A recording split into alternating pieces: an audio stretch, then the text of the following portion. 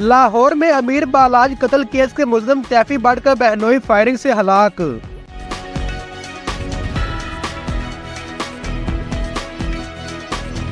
अमीर बालाज कत्ल केस के मुल्जिम तैफी भट्ट का बहनोई फायरिंग से हलाक हो गया। थाना अचरा के इलाके मुस्लिम टाउन अंडरपास के करीब कार पर फायरिंग हुई। एसपी मॉडल टाउन इखलाकुल्लाह तारड़ बारी नफरी के हमरा मौके पर पहुंचे।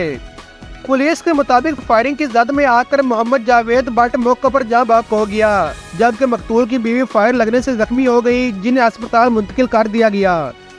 गाड़ी में सवार मकतूल जावेद भट्ट की बेटी महफूज रही। मकतूल जावेद भट्ट अमीर बालाज कत्ल केस के मरकजी मुल्जिम तैफी भट्ट का बहनोई था।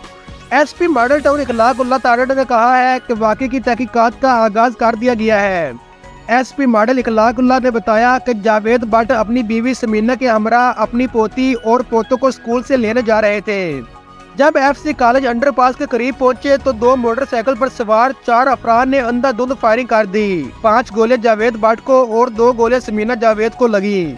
हमलावर गाड़ी का ताक़ुब करते हुए अचरा की तरफ से आए थे और फायरिंग के बाद एफसी की तरफ फरार हो गए।